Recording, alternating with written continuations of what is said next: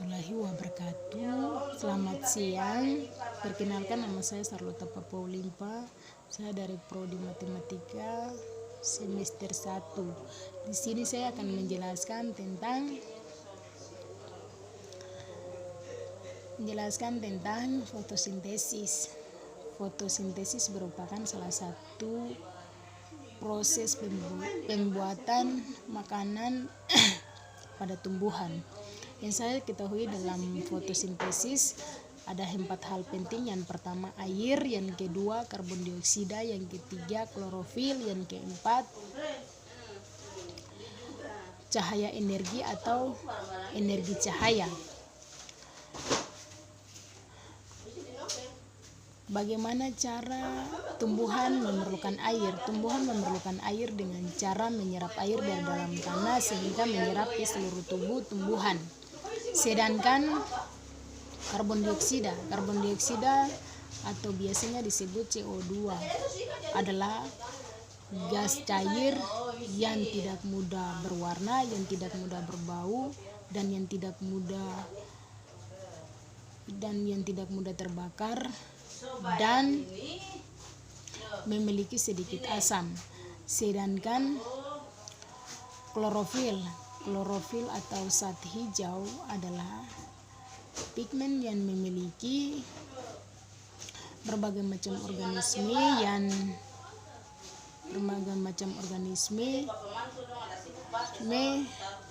dan juga berperan penting dalam berbagai macam organisme, tetapi memiliki salah satu molekul yang berperan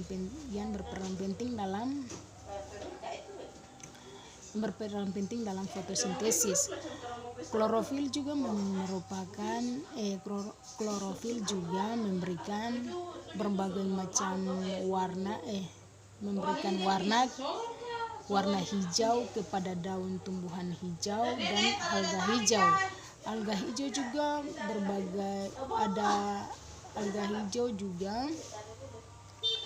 ada macam alga hijau. Alga hijau ada beberapa yang termasuk dalam kelompok bakteri fotosintetik. Sedangkan yang keempat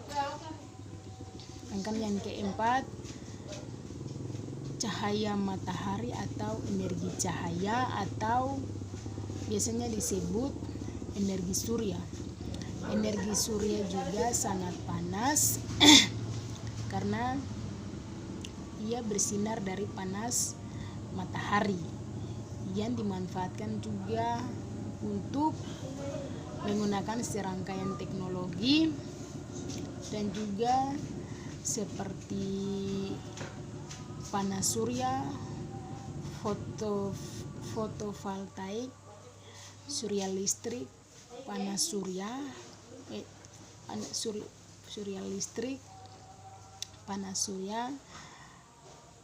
arsitektur, dan juga surya dan fotosintesis buatan. Saya akan masuk ke materi kedua, yaitu filsafat sains.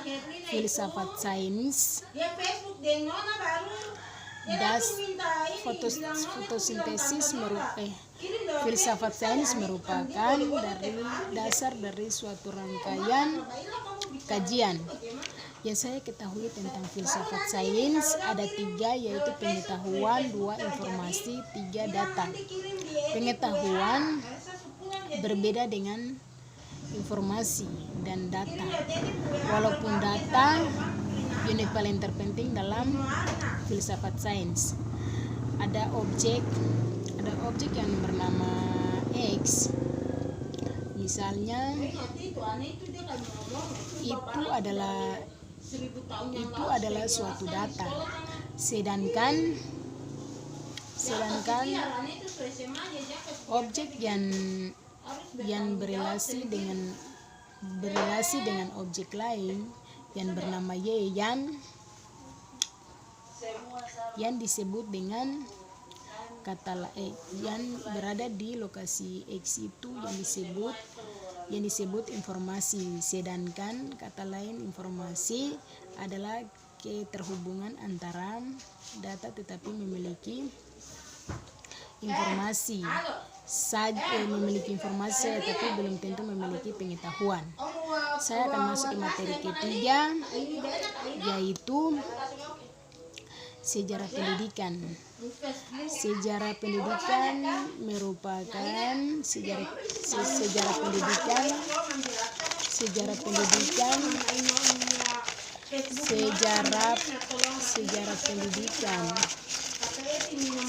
pendidikan merupakan sejarah proses transfer budaya dari zaman Hindu-Buddha. Yang saya ketahui dari dalam sejarah pendidikan itu ada dua hal. Yang pertama, konsep dasar pendidikan dan unsur-unsur pendidikan. Pertemuan yang keempat adalah pandangan-pandangan pendidikan. Yang saya ketahui ada 3. Yang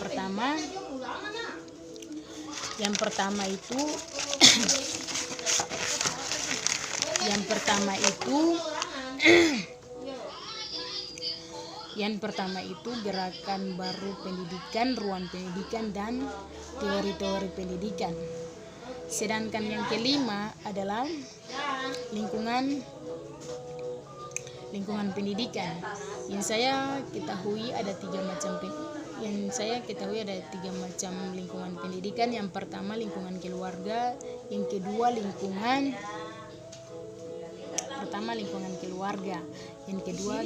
sekolah, yang ketiga lingkungan masyarakat. Terus saya akan masuk ke materi yang ke-6,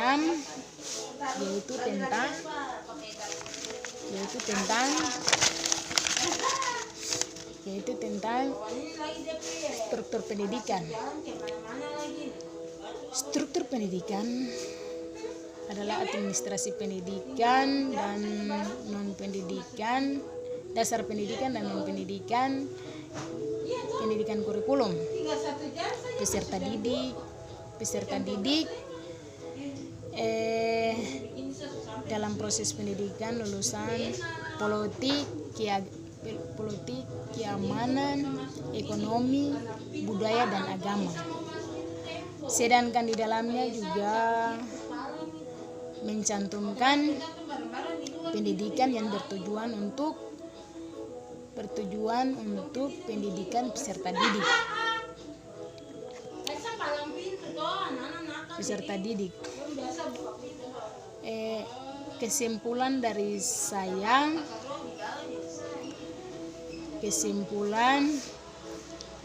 pendidikan sangat penting bagi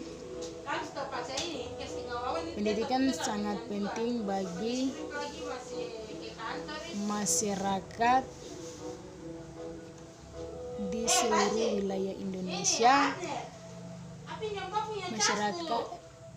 Pendidikan sangat penting bagi kehidupan masyarakat yang ada di seluruh wilayah, karena pendidikan memiliki salah satu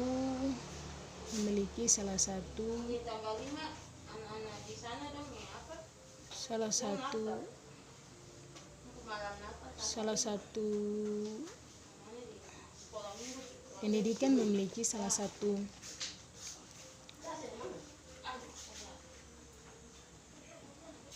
pendidikan merupakan salah satu organisasi yang paling penting bagi bangsa dan negara kita. Sekian dan terima kasih.